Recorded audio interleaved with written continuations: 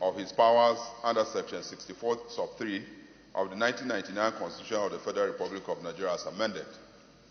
Specifically, these bills seek to entrench institutional memory and ensure clarity and certainty with respect to the date for convening and inaugurating the incoming National Assembly. The bill is intended to reinforce the powers of the President to dissolve the outgoing National Assembly and convene the first session of the incoming National Assembly, while at the same time ensuring clarity and certainty regarding the time to exercise this power in order to avoid any future constitutional crisis. Furthermore, the bill stipulates saving and transitional provisions regarding the status of the standing orders of the Senate and House of Representatives of the outgoing National Assembly on the proceeding of the incoming National Assembly. A clear guide on the responsibilities of the clerk to the National Assembly in the transitional legislative powers of the National Assembly is articulated in the bill. The bill also seeks to ensure clarity in terms of first floor activities of the incoming National Assembly on the day of the first session and prevent litigation that may stall the transition process in the National Assembly. Extant legislations and the power of the National Assembly to pass this bill. Mr. President, distinguished colleagues, the subject matter of this bill at the moment is regulated by Section 64(3) of the 1999 Constitution of the Federal Republic of Nigeria as amended. Section 64(3) of the Constitution provides, and I quote, "Subject to the provisions of this Constitution, the person elected as President shall have power to issue a proclamation for holding of the first session of the National Assembly immediately after his being sworn in or for his dissolution as provided in this section." It is clear from the above quoted provisions that the powers of the President under Section 64(3) of the Constitution are subject to other provisions of the Constitution, including the provisions vesting legislative powers of the Federation on the National Assembly. Accordingly, by a combined reading of the provisions of Section 64(3) and Section 4(1) to 4 and items 22 and 68, Part 1 of the second schedule to the Constitution, this Senate is vested with the powers to pass this bill. Mr. President, Section 4(1) to 4 gives the National Assembly absolute powers to turn even James Manager into a woman if we so wish. We have absolute powers. That is what that section deals with. Now, it suffices to say that by item 68 of the exclusive legislative part 1 of the second schedule to the 1999 Constitution as amended, the power of the National Assembly to legislate on the inauguration date of elected members of the National Assembly is incidental to the exclusive power of the National Assembly to legislate on the elections of members of the National Assembly. You look at item 2 in the first schedule, item 22.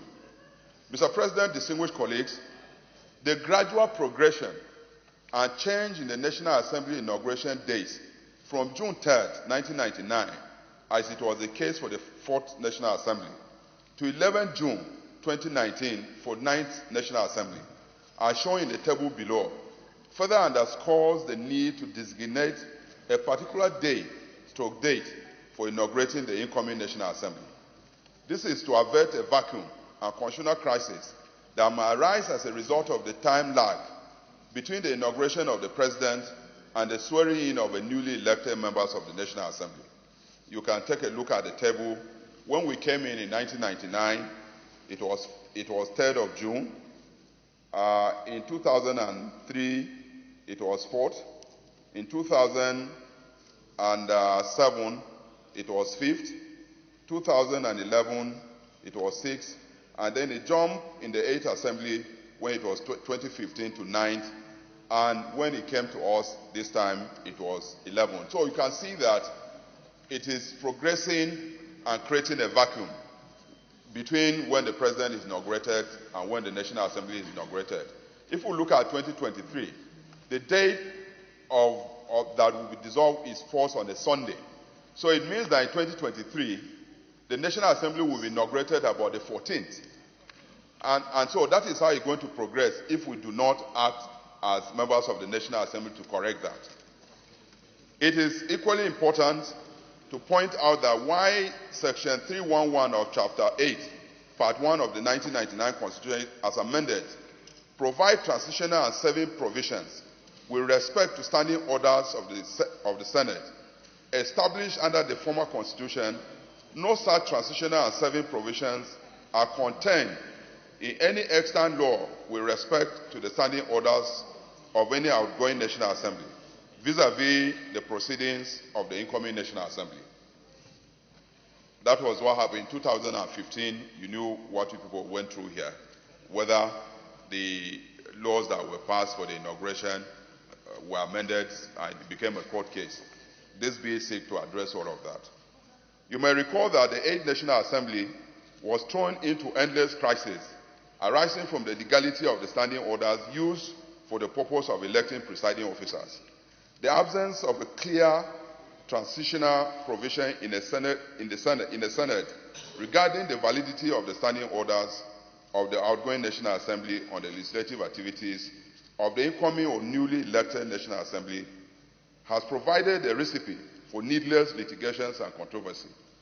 The 9th Senate was confronted with a similar scenario when a slight disagreement ensued among senators over which edition of the standing orders was to be used for election of presiding officers of the Senate, with some of our distinguished colleagues claiming that a court order had invalidated the 2015 Senate standing orders. These thorny issues is also addressed in this bill. Structure and highlights of the principles of the bill. The bill is made up of 22 clauses subdivided into 5 parts. By virtue of Clause 2 of the bill, this bill is applicable to the designation of a certain and definite date for convening and inaugurating incoming members of the National Assembly, management and coordination of the inauguration activities of the incoming or elected members of the National Assembly. Clause 3 of the bill established an ad hoc committee known as the National Assembly Inauguration Committee under the chairmanship of the clerk to the National Assembly for effective and efficient management and coordination of the inauguration of elected or incoming members of the National Assembly. The functions and powers of the committee are stipulated under Clause 4 of the bill. The bill also specifies explicitly under Clause 11 and 13 the time and procedure for issuing and publicizing the proclamation of the President pursuant to Section 64(3) of the Constitution. This will no doubt forestall the reoccurrence of the kind of confusion that trailed the convening and inauguration of the 9th National Assembly.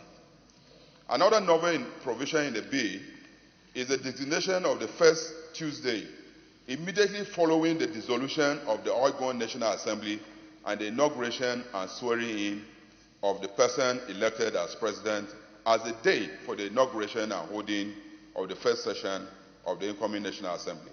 Mr. President, what this clause seeks to do is that the President and the Executive are inaugurated on the 29th of May. Now, what the bill is stating is that the Tuesday immediately following the inauguration of the President, we're not fixing a date, but we're fixing a date. Tuesday immediately preceding the inauguration of the President will be the day, so that there will be certainty and clarity. What did happen in the last is that people were speculating whether we're being inaugurated on the 9th, on the 11th, or on the 10th. And there was that confusion all over the place. So, Mr. President, if we say that if a president is inaugurated on the 29th, the Tuesday immediately following the inauguration of the president will be the day that will be inaugurated. That will solve a lot of problems. The duty of the clerk to the National Assembly to inaugurate and moderate the first session of the incoming National Assembly is respectively articulated under Clause 14 and 15 of the bill. Under clause 16 of the bill, first floor matters such as adoption of the standing orders of the outgoing National Assembly to regulate the proceeding of the incoming National Assembly, adoption of a legislative calendar, and the power to postpone deliberation of such matters to another legislative day are provided in that therein. Conclusion, Mr. President, distinguished colleagues, this bill is not in conflict with the Constitution or any extant acts of the National Assembly, and if passed into law, will go a long way in entrenching a framework for clarity, accountability, and smooth transitioning of legislative powers from any outgoing National Assembly to incoming National Assembly. It is on this note that I wish to appeal for the overwhelming support, Mr. President and distinguished colleagues, for the speedy passage of this bill.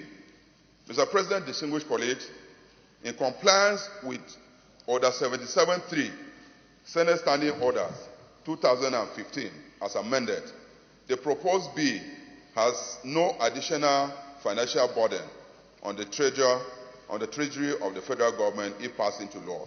What Order 77.3 of the standing laws of the Senate did say is that for any bill must be accompanied with a financial